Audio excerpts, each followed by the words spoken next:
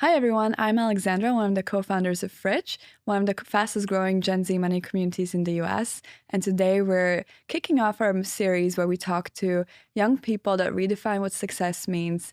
And we talk about money, we talk about ambition, we talk about success openly with no taboos. So let's dive in. Hi. So today we have Nardos. Hi, Lei. Welcome to Frich. Thank you so much for having me. Excited to be here. I am so excited to chat with you today. When I first met you, I knew that we were going to do something together. And your story is, on one hand, very unique, but on the other hand, I think very, very relatable and hopefully inspiring to people. So to set the stage, in 2021, you graduated college and got a job, first at the Associated Press and then at the Salon. Yes. And after a couple of years working there, you unexpectedly got laid off. And today, that I'm so thankful that you're willing to do this. We're going to talk about the realities of what it's like being laid off. Right. How do you manage your money? How it impacted your mental health, and how you actually eventually got your dream job that we already talked about a little bit. Yeah. Yeah, and I think it's so cool to have this conversation because you and I, we both live in New York City. So Right. obviously all those experiences are so heightened. Yeah. This is obviously a really, really personal experience, even though I think so many people go through it. Right. What made you want to come and chat with me about this today? Ooh, good question. Honestly, I feel like I have always really led with transparency. I think that is why I chose to be a journalist, because I really value the truth and vulnerability and honesty. And so I try to really lead with that in my own personal life. And so, I don't know, I guess since being laid off, I feel like whatever was holding me back to be like timid or shy or like hide has kind of like disappeared. And I've just kind of wanted to like talk about it and like allow other people to relate and to find solace in other people's experiences too. And it like genuinely like I have. And there's so many people who have gone through the same thing that I think their stories have really helped and kind of alleviated that pain. And so, yeah, I just figured like, why not pay it forward, you know? So that's why I'm here. I love that. Love to hear it. That's literally what we do here at Frich. Yeah. One thing that you mentioned, you also brought it up when we first met, is that you experienced burnout at Salon. Yeah. And I'm kind of curious, one, like, what's your take on, I think a lot of people assume that for you to truly experience burnout, you have to be a decade, 2 decades, 3 decades into a career, or you have to be a parent or, you know, a C-suite. Like, some people might ridicule the idea that a young person could experience burnout. Yeah. So I think a lot of young people experiencing burnout do feel like they're not really believed, Right. or they're being ridiculed or not taken seriously. I'm curious, like, what your take on it is on that. And then how did you recognize that what you were feeling was burnout? Because people don't really talk about that. Yeah, I hear you. That first part of your question is super loaded. Right. I just generally like young people aren't taken seriously. Right. So if they're openly talking about their mental health, like I feel like people automatically are going to dismiss that. For me, noticing what burnout looked like was kind of like being done with work, like my shift would be over, and then feeling that weight still. It's like you're not able to turn it off. Like you still have work brain. Like your mind is still on work constantly, right? And it's like you can't enjoy the things that you used to enjoy because you're thinking about work all the time. And it shows up in just like your day-to-day life in a really small way. Like you won't be eating well, or you'll be sleeping a lot, or you'll actually be procrastinating your sleep, right? Because you don't want to wake up the next morning because you have to work. It like shows up in these really small, like particular ways. And I experienced a lot of that, like feeling that dread to go into work, knowing that I had so much to do the next day, knowing that maybe I wouldn't get the validation that I wanted or craved, Right. knowing that like, you know, there's just immense pressure that I put on myself and maybe that other people are putting on me too. So I feel like burnout, it looks a lot of different ways, but personally the way that I experienced it was that I was still at a very high functioning level where I was doing so many different things, but I'd be so incredibly exhausted after doing them. And that I couldn't really turn my brain off. And that I would always be talking about work. And I'd be always talking about how miserable work made me feel. And doing like nothing about it, kind of like staying in that, but then also realizing that if I stay in this, like I'm never going to get any better. And I actually have to ask for help. Right. And that step was me like finding a therapist, like really taking the time to, I don't know, just take a step away and be like, it's not that serious. It's not life or death. Right. And like really prioritizing like doing the work and like validating myself, making sure that I'm eating right, that I'm going to bed on time, that I'm working out, like that I'm doing these small things that make me feel like a human, I guess, you know? Yeah, you mentioned that you were a quote unquote high functioning, or you were experiencing a high functioning burnout. Yeah. Did the people around you know how you were feeling? No. I would say the people I worked with didn't really know how I was feeling. Like maybe in my personal life, I was a lot more honest about how I was feeling. So you would share that with your friends? Yeah, I think so. Just because I have a lot of friends that work in media too. And I feel like we find a lot of solace in talking about like our plight, you know, and talking about how difficult things are. Like most people that work in media are going to bitch and moan about media. Like it's just, that's just the culture of it. You love it and you hate it. So I feel like I have a very complicated relationship with it. But yeah, I would say the people at work, I would just smile and pretend like I was good. And that's also on me for not like vocalizing what I needed, because I think people would have done something. But also there was this pressure that if I said something that it would maybe be like held against me or used in some way. You would risk losing your job? Who knows? Like I can't like assume that, right? Like, but there's always a thought in my mind that like that fear. Yeah, that fear, like, you know, I'm not good enough, or like I'm an imposter doing this job, you know? So, yeah. Yeah. So many things to unpack. Yeah. Girl, I know. But I think we're segueing into the main part of this conversation that we wanted to talk today about, which was you eventually did get laid off, and it had nothing to do with your burnout or whatever you were experiencing internally. You mentioned that when we first chatted that you were kind of taken by surprise and you did not expect it. Right. How can you describe to the audience, because I think I'm sure right now in the current market, a lot of people are about to or have been laid off. Can you talk through like the days leading up to it and the day that it happened and maybe in the next few days? Yeah. Honestly, it felt like a regular work week. It was like a Thursday, right? So it's like past the midway point. I was writing a story about Tate McRae and like I think Addison Rae, and it was just like this pop music story that I was going to write, some sort of criticism. And like I remember I had only written a couple lines and I saw this meeting pop up on my Google Cal. And I was like, oh, what's this? Like it was just like a one-on-one with me and my manager. And then I get in the meeting, and the meeting, you know, it's a layoff, like surprise.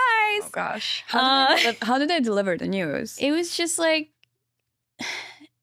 let me think back, because it was very much like sit you down, like very serious, very somber, like, you know, like my manager being like, ugh, like sighing a lot, like, you know, like it was a burden for her, you know, and I'm like, I'm the one losing my job. Like it may be hard for you to do this, but that's what she said. She's like, it's hard to do this.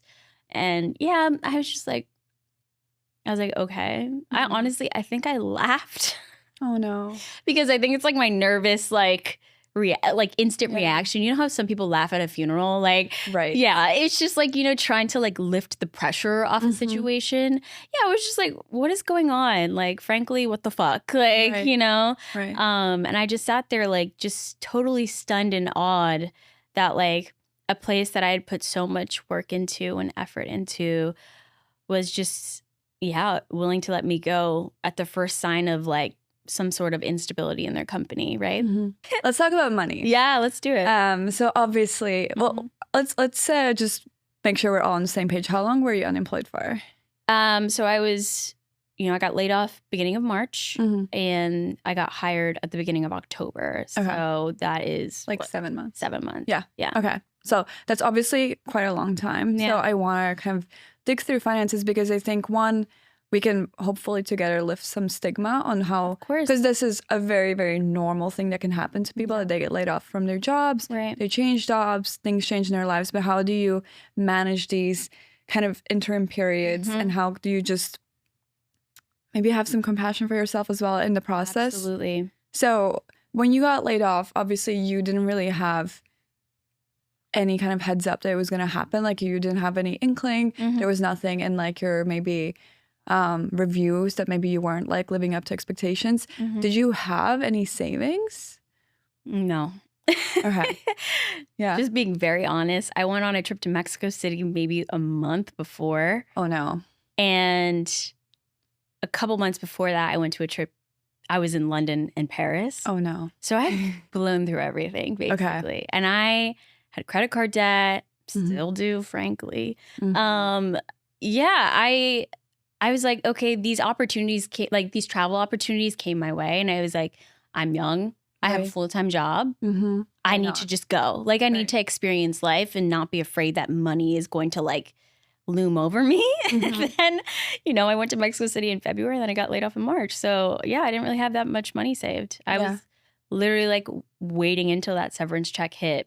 Yeah. Yeah, like holding my breath. Yeah. And how big was your severance? So they tax severance at a very high rate. I think I received $16,000 before severance. I mean, before the taxes, my bad. And then I got $10,000 after taxes. Okay. Yeah. All right. So basically you had $10,000 for 7 months. Yeah. And that's not a lot of money. Of course. So yeah, exactly. Yeah. Especially in New York City, right? Okay. How did you do it? God knows. Honestly, like I made it, like, I think with the skin of my teeth. Yeah. I also picked up a freelance job at Impact. Yeah. Which helped pay rent. I have student loans. I have like a mountain of student loans. Yeah. Electricity's not cheap in the city either. Right. So it was a lot of things. Like, I think every month I was just like, just that sharp inhale, like, oh, wow, like, am I going to make ends meet? Am I going to make ends meet? Thankfully, because I was freelancing, it kind of supplemented my rent a little too. But yeah, no, I did blow through. But let me be honest, I blew through most of that money in the last 7 months because it's really expensive. And I also like nice things. So, so it was a little bit of like trying to make sure that I could make it, I think, to the end of the year. Yeah. And also allowing myself the luxury of enjoying the things that I like. Yeah. Well, I think like that first thing that would pop into people's minds when they're hearing this is, oh, well, did anyone financially support her? Did you have anyone that helped you? No. Okay. Like, very clearly, no. Yeah. All right. Well, let's kind of break it down, right? So you're in a situation where you're kind of, you feel the security in your job. Like, you take on opportunities, you go on trips, you get your severance, which is $10,000. You don't really know how long it's going to have to last. What is your rent in New York City? So yeah, I live in Bushwick in Brooklyn. My rent is $1,230 something. Utilities usually range between probably like $50 to $100 per person. How many roommates do you have? I have 2 roommates. 2. Yeah, so it's a 3-bedroom, 3-bath. Nice. I love my place. It's a nice place. It's a nice place. But yeah, it's $1,200. Yeah, and then utilities are usually like $100 a month, $200 depending. And then my student loan payments are like $530 a month. So my expenses are pretty high. Yeah. Right. So like rough math, that's like $2,000 just like existing. Exactly. And it's times 7, so that's not enough, right? And then think like groceries. Right. Think like Subway. Yeah, Subway, getting my nails done, shopping, dinners, going to movies, doing the artistic things that I like, buying clothes. I mean, you would blow through that so quick. I had to be very, very, very frugal. Yeah. Yeah. What was your income before, like monthly? So at Salon, I made, when I was laid off, I was like at $69K. So it would be like, bi-weekly paychecks like $1,800 or $1,900. which was pretty good. Mm-hmm. But honestly, I think the longer I've lived in New York, the more expensive it's gotten. Of course. So if, let's say hypothetically, I was making that much when I first moved here, Mm-hmm. I would have probably had so much so much in savings. When we were talking, you brought up that, or you also actually mentioned it already earlier here, but you got a therapist. Mhm. And when we chatted, you mentioned that during this period, you started obsessing over your finances and kept just like checking that number get smaller and smaller and smaller. Maybe if you're reflecting maybe on yourself a little bit, but also if there is someone in your situation right now, like how did your therapist actually help you? Like what did they tell you? How did they get you kind of switch that mindset and not just like obsessively look at that one number every single day? I think that I'm no longer in therapy, and I feel like when I was obsessing the most about money, I wasn't also in therapy because don't have health insurance. We could also talk about health insurance. So I don't have health insurance currently, and you know, a part of it was because it was so expensive. This is such a detour, but I'll get to your question. Like, my original health insurance that I had at my last job, the premium is so expensive out of like if I was to pay it, like not like it's confusing. Like when you're laid off, you're involved in something called COBRA. It's like an extension of your health insurance. And so then they offer you like a premium basically. And it was like $1,000 a month. Oh, wow. To have my same health insurance that I had a month ago. Oh, wow. Yeah. So I opted out of it. Yeah. And so then I had to stop going to therapy. But I will say in that kind of limbo time period where I still was in therapy, honestly, my therapist would really just lead with what can you control? And you can't control money. That's one thing you can't control. It's really out of your control, especially if you're laid off. It's like the one thing that you can't really like force. Like you can't bring more money in unless you're working a full-time job or a part-time gig, right? And so in that moment, I didn't have work. And so I was like, I'm just going to allow myself to just be okay with the uncertainty and allow myself this moment where I don't know what the hell I'm going to do, you know, and allow this to be okay. It's okay that I don't have to figure out everything right now, you know? Yeah. And I think the obsessing and looking at the bank account was for me to somehow find a way of like control in all of this and all of this chaos and this unpredictability. And so, yeah, I think there was a moment at some point last month where I just kind of like surrendered a little bit. And I was like, I know I'm going to make this work. I'm like so resourceful. I have all these skills. I have all these contacts. Like there's no way that I'm going to move back to where I grew up and give up and just like, you know, hide. Like that's not going to happen. But I do have to kind of give up control a little bit, you know? And I think that's what that obsessiveness is, like constantly looking at your finances. It's a way to try to like maintain control in your situation when you don't have any. Yeah. Well, I think this is a really good place to switch gears a little bit because you just gave me the perfect segue. Yeah, of course.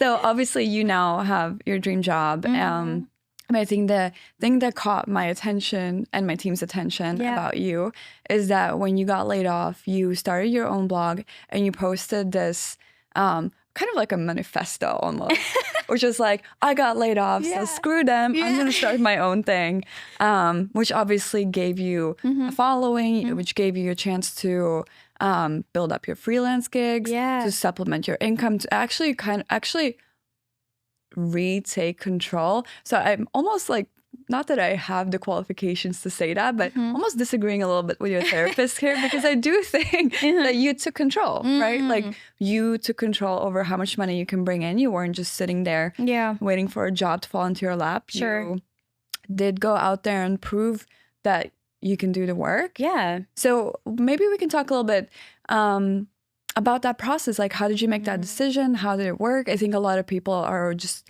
really, I think, curious about how much do you charge for things like that? And how do you decide your price points? God, that's a good point. I hear you. I do think like my therapist would also say, do the things that you can. And I think starting a blog is like doing something tangible, right? Like, a way to like creatively express myself, maybe even without some sort of like work attached to it, without any sort of value attached to it, any sort of monetary value. And so that was a place where I was able to just like creatively be. And I found that really liberating. Like, you know, I think starting a blog is like the most corny and cheesy thing you could probably do because everybody has a blog. Everyone wants to be an influencer. Everyone wants to be a thought leader. Everyone, you know, I think those were the things that were my roadblock too. I was like, everyone's doing it. Like, why should I? Like, Imposter syndrome. Right, exactly. And like, what would I have to say? Like, what if I'm starting one? Am I saying something that's different than what everybody else has already said? So it's like almost wanting to be a contrarian too, like, you know? So I don't know. I kind of got over myself a little bit. Good. Oh my gosh. I think people take themselves too seriously. Too seriously. I was like, just start the damn blog. Yeah. It doesn't matter. If no one reads it, doesn't matter. Exactly. And in terms of like freelancing too, like it allowed me to really branch out and to, I don't know, challenge myself and also like demand respect too. Like, and also maybe not even demanding it, but the fact that it was like almost just given off the cuff was amazing. Like, you know, and like being able to negotiate and learning what that's like. And setting your own rate, you know, and like asking for more, you know. How did you do that? Honestly. How did you choose your rate? Yeah, I was just like, they were like, this is what we can offer you. And I'm like, can you do more? That is the perfect comeback every time.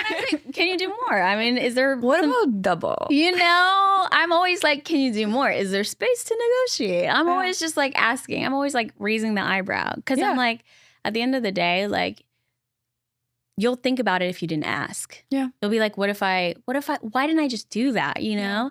And so I'm really not afraid to ask for more. Good. Especially when it comes to money, because I just know how underpaid journalists are. And so I'm just already willing to push it. And if they say no, they say no. But like, at least you tried. Can you give us a number of what is the rate that you would not go under?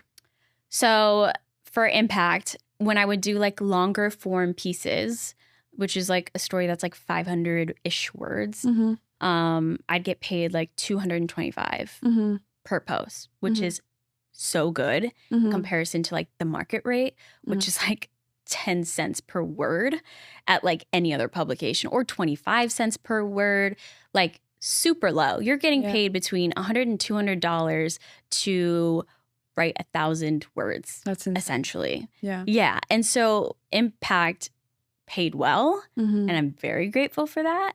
And like when I asked for more in terms of like when we were originally setting rates, like I just pushed a little, pushed in a bound I feel like that they would accept, and they did. And so yeah, it's been good to like be received in that way too. And even with this new job, like, you know, they had a set rate and I was like, can you do more? And then they met me with more. So it's about asking and not being afraid to ask. Yeah. I think that's a really, really good takeaway and a good lesson. I think especially younger people might fall into the traps of feeling like you are an imposter, like you don't know what you're doing, you don't have the experience. You might be afraid of what the current job market is. Of course. So you just take whatever you can get. You're almost like begging for jobs. Yeah, of course. But there's always more money to be made. Yeah. But I think what we can talk about with you as well a little bit more is there's always space for a marginal increase, but that needs to be matched with talent. Like you have to show why you are worth 10, 20, 30% more. Exactly. So how did you do that when you were negotiating with Impact? I think I just like was very straightforward in terms of like, oh, like this is what life looks like right now. You know what I'm saying? Like not even honestly using my own skills and being like, hey, like, you know, I think they already knew how great I was. So like they weren't willing to lose me, you know, but just being very honest about what like the material reality is, living in New York City, living in a world like the US where there's inflation and groceries are expensive and rent is high.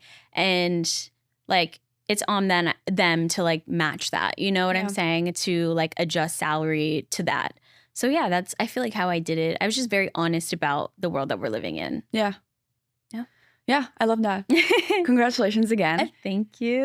Before we wrap up, I'm going to ask a couple of maybe like shorter questions, but it's a little bit back into like the days of being laid off. I think we can get maybe just a little bit of vulnerability to end with. Yeah. Did you tell like maybe more extended friend groups as well that you were laid off and maybe you weren't able to go out to dinners as much or go like out to parties or friend trips, or how did you navigate that? Because I feel like there's a lot of peer pressure there. Oh, absolutely. That's a great question. I didn't really tell any of my extended people just because I feel like I was still dealing with shit. And I kept it a secret in that way. I think like people that follow me on Instagram, like if we're mutuals or whatever, and we like DM from time to time, like those people didn't know, you know? Right. And so I think I made like a hard post where I was like, I'm laid off. And that's really when like the outpour of like the people that follow me were like, wow, like, you know, like so sorry about it and everything. But yeah, like I feel like in terms of like going out and dinners, I think my friends understood like that maybe like I wasn't in the best financial place. Yeah. So they would pay for things. Was that something you expected, or did you see that as like a really kind gesture or pity, or how did that make you feel? It was probably a little bit of pity, but it also is a kind gesture. You know what I'm saying? I think it can be both of those things. Like definitely they felt bad. Yeah. And also they wanted to take care of me, which like is such a kind, like, you know, selfless thing. And so I never turned that down. And I was very happy to be taken care of. And now that I have a job, I want to like, of course, like pay it forward and like take care of them too. Yeah. Yeah. All right. Love that. Okay. One last thing, because you kind of alluded it. So we're gonna end on a very heated topic. Okay. You mentioned that you have a lot of student loans, and your monthly student payments, if I remember correctly, are roughly half of your rent each month. Don't remind me. Was it worth it? You know, the school I went to was kind of bad. So, so like maybe no, but also yes, in the same way, because I learned a lot of things. And I don't think I would have like, I worked on newspaper staff when I was an undergrad, and like I was an intern at a local magazine in Pittsburgh, and I was like so involved in like the local journalism there. And that was because of my college. And so like, yeah, I guess it was. But at the same time, I'm like, it's complex. Like, I just feel like we shouldn't live in a country where I have to spend this much money or I have to take out this much loans to go to school. I just fundamentally do not believe that we should pay for college. I think that's something the federal government should provide for everybody. Because, I'm going to be paying this off until I'm in, like my 50s probably. Yeah. And I just think it fundamentally disenfranchises so many Black and brown people. And I grew up very working class. My parents are immigrants. Like, they did not have the money. I have 2 other siblings. Like, we all went to college. We all took out loans. Yeah. So it's like, you know what I'm saying? Like, fundamentally, if I didn't take out a loan, I wouldn't have gone to school. What is your family's perspective, and also maybe some of your own perspective of taking out so much in loans to get a degree that you know is not going to pay you that much in your future, and basically trap you into paying for your student loans until you are almost retired? Yeah, that's sorry. Loaded question. I will say my parents were very supportive of me being a journalist, even though it doesn't pay very well. They've always been the type of people that have been very supportive in any sort of thing that I did, which I really appreciate. But yeah, like, education is so important for immigrant communities. It's like the fundamental thing. It's like my parents gave up a life, you know, and like escaped all these things and chose to raise their family here in America for me to go to school. So of course I was going to school. Like, you know, there was just no way out of it. But like, to take on that debt, I don't know. Like, you know, my dad is still paying off his student loans. Like, my dad went to school when he was in his 30s, when he had 3 kids and was married. That's how he got his degree, right? Still paying off his student loans. My dad is in his 60s, you know? And he's making small payments, of course, right? But at the end of the day, it's like you get shackled with so much debt. And it's like lifelong's worth of debt. Ultimately, I know that they're happy that I got an education. Like, I do feel like maybe they wish that it didn't come at such a financial burden on us, you know? Because, like, one thing my parents always say was like, they're like, oh, like, if we had enough money, we would pay off your student loans. Like, that's what my parents say, which is, like, so sweet, you know what I'm saying? But ultimately, it's a decision I made. Even when I guess I was really young when I made Isn't that decision. crazy? You take out like hundreds of thousands of dollars out when you're 17 or 18. Oh my God. It's like really tragic. Right. It's so tragic. So yeah, it's crazy to say that I made that choice years ago and now I'm like going to be living with that, like the consequences of that choice for years now. But yeah, I do think that they wish that it was easier financially and it's only gotten harder for us young people. So yeah, ultimately, happy I went to school. Do I like that I'm shackled with all this debt? Absolutely fucking not. Like, so yeah, that's my answer. Yeah. Sorry, loaded question, very loaded question. No, it's okay. I guess I actually have one more question and then I'm going to let you go. Yeah. Because I've always been curious about this. I think like you're 17, 18, you take out this huge chunk of debt and then during the rest of your years, you're like, well, what's another $10,000? Do you think being like starting off your adult working life already with so much in debt changes your perspective and how you take on new debt in times of layoff, for example? Absolutely. I think it's an imaginary number. That's insane. Because it's not, right?